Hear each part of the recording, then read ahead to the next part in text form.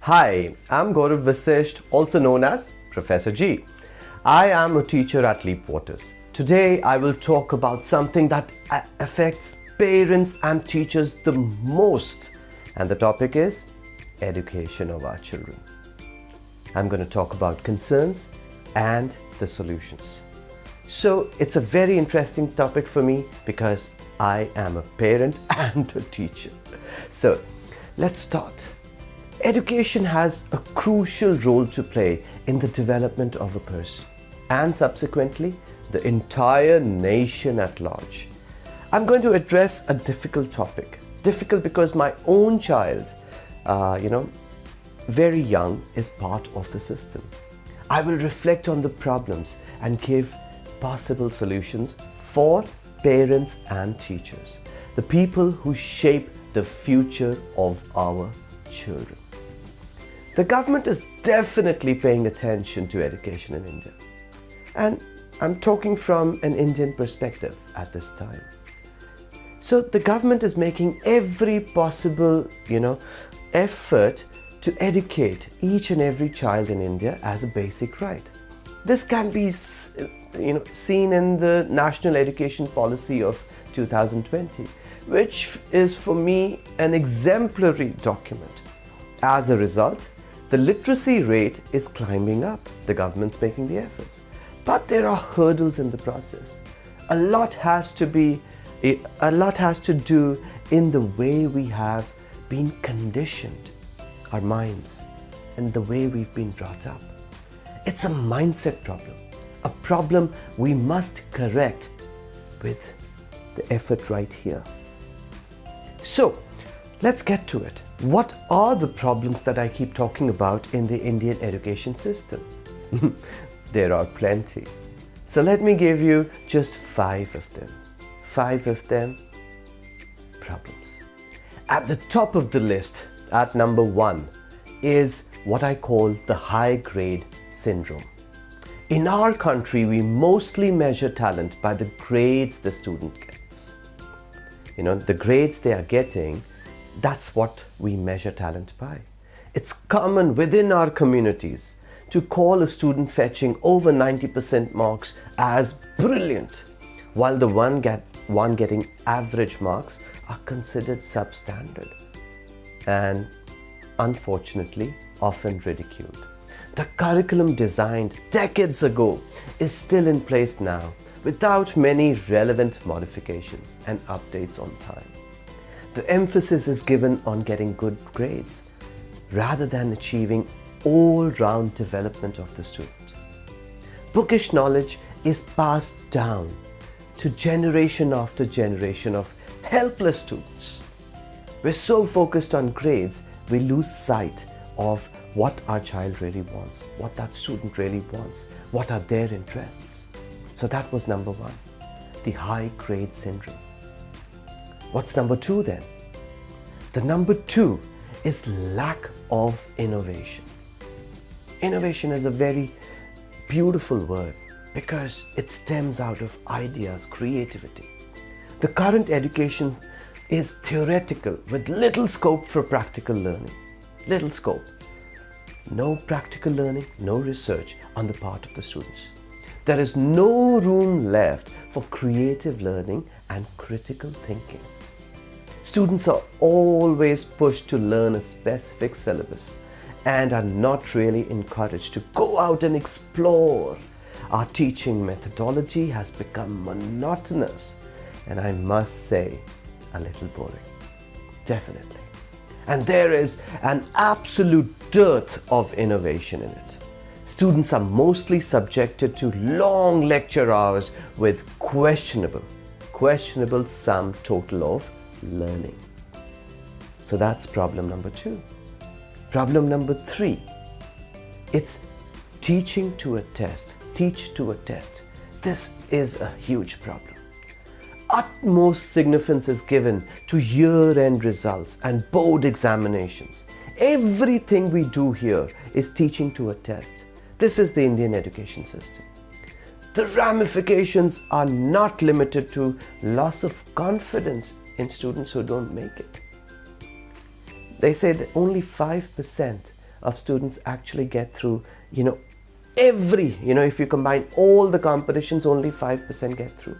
Then what happens to the 95%? So it's not only the loss of confidence. There is research after research, study after study, which suggests that not getting enough marks may subject students to a series of humiliation and mental bullying. And it comes at the hand of peers, fellow students, family, and friends. Extracurricular activities aren't held in high regard by society, parents, institutions. There has to be a base understanding of the very process of learning here. The number 4 problem is teaching methodologies. Teachers definitely, for me, shape the future of our children.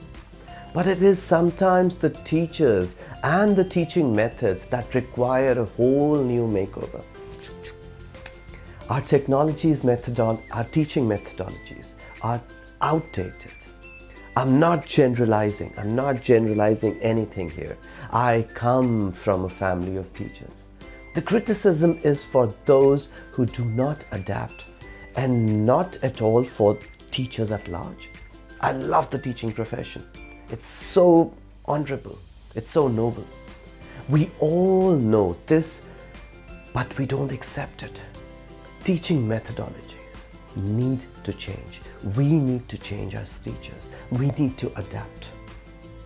Number 5, the problem: market knowledge and functionality. Negligible changes are made to the syllabus in any Indian board. It is like our road planning. By the time we complete the road, they find out that they need to expand the road. It's every road we see. One thing that the Indian education system lacks is this: market knowledge and functional aspect of literacy. We are not in tune with how the market functions and how the economy runs. We're not in tune with it. That means students are not ready for the real world. Even after years and years of education, they're not ready for the real world. Then what? There's something wrong there, right? Syllabus needs to be updated regularly to make our students future ready. So there has to be a solution to all these problems. Now we can't, advise the government on anything. They're anyways doing plenty, because they've got a whole population to take care of. But it's us parents and teachers who have to solve these problems. So how do we solve these problems? Number 1, overall development of a student should be our priority and needs to be part of the curriculum. We have to push. The need of the hour is to develop a system wherein students are not forced to be showcased, for their hard work. Oh, my kid got this much, man. What is this? This has to stop, that showcasing in the form of grading system. Parents and teachers need to allow students to be curious, ask questions, take up subjects they are really interested in early on in their careers. Find interesting modes of teaching, offline and online. Adapt with the times. This would help the students and also bring out a sense of real interest in them to pursue the subject in a different manner. We have to do this. We always have to remember, learning is a creative process. An individual is expected to think, react, act, and process the information with a blend of that creativity I was talking about and practical conclusions. The entire weight should be shifted to learning and not just scoring marks. This has to be done from both the school end and the parents' end. That means we as teachers have to be working on it, parents have to be working on it. Teachers always mean well, guys. Teachers always mean well. I have had wonderful teachers. So I never ever minimize the importance that teachers play in the growth of students. The problem lies in the advancements of technology and teaching methodologies, which need to be addressed. So how do we look at it? School managements have to look at it. They should understand this and take measures to upskill the teachers. Upskill not only on the knowledge front, but the newer methods of teaching, as well as adapting them to the progressive e-learning. Digitization is changing the world. Digital technology is changing the world. We have to be upgrading ourselves, upskilling ourselves also.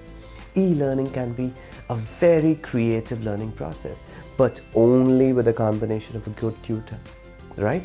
So we have been working on this for a while at Leap Waters. We've been working, so long, and the results are phenomenal. You wouldn't believe what comes with that perfect combination of technology and a good tutor. So we have to be planning for the future. That is the key. Technology will play a vital role in the learning process.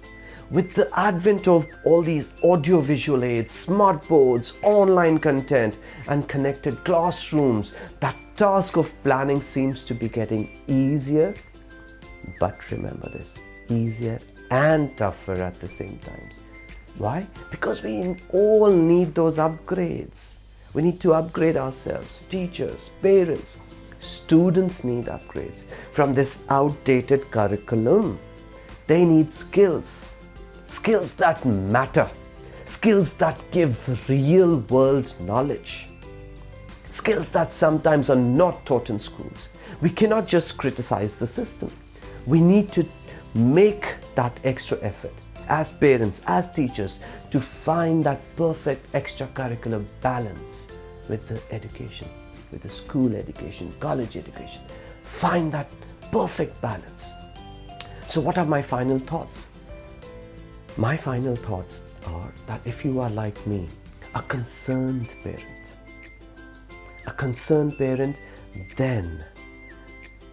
then you should be looking at extracurricular skills of your child.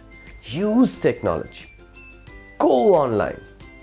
Learn from the comfort of your home. Go find those future skills.